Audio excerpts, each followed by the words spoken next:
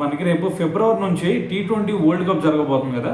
అయితే మరి T20 world cup సంబంధించి మన టీమిండియా స్క్వాడ్ని ఈరోజు బీసీఐ అనౌన్స్ చేసిందనమాట. అయితే మరి దాంట్లో చూసుకుంటే మొత్తం కూడా 15 మెంబర్స్ స్క్వాడ్ని ఇంక్లూడ్ చేసింది.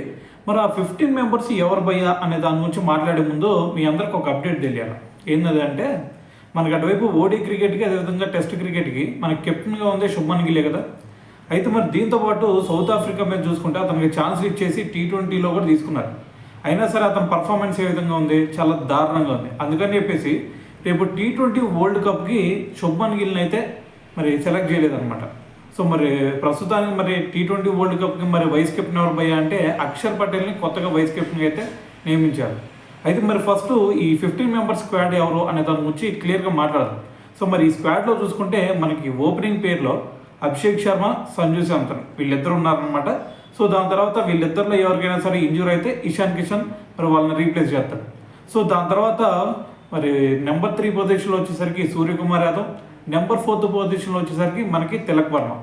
సో దాని తర్వాత ఆల్రౌండర్స్ విషయం కనుక మనం ఒకసారి చూస్తే ఆల్రౌండర్స్లో ఫస్ట్ మనకి హార్దిక్ పాండ్యా, శివన్ డుబే వీళ్ళిద్దరూ పేస్ బౌలింగ్ ఆల్రౌండర్స్. దాని తర్వాత స్పిన్ బౌలింగ్ ఆల్రౌండర్స్ వచ్చేసరికి అక్షర్ పటేల్, వాషింగ్టన్ సుందర్ని తీసుకున్నారు.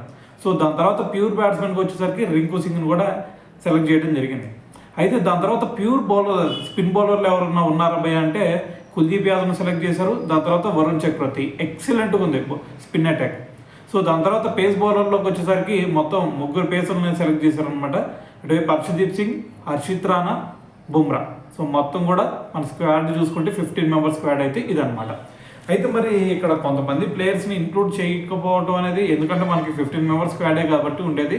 సో కొంతమంది ప్లేయర్స్ మిస్ అవుతారు. సో అది పక్కన పెట్టేస్తే మన స్క్వాడ్ మాత్రం ఎక్సలెంట్గా ఉందనే చెప్పాలి. ఎందుకంటే మనకు టాప్ ఆర్డర్ ఏదైనా సరే అభిషేక్ శర్మ కొంచెం ఇంజూర్ ఏమన్నా అయినా సరే అవడనుకోండి, ఇంజూర్ అయినా సరే అతన్ని రీప్లేస్ చేయడానికి ఇటువైపు ఇషాన్ కిషన్ తీసుకున్నారు. ఒకవేళ సంజు శాంసన్కి ఏదైనా ఇంజూర్ అయినా సరే బ్యాకప్ వికెట్ కీపర్గా ఇషాన్ కిషన్ వచ్చేస్తాడు.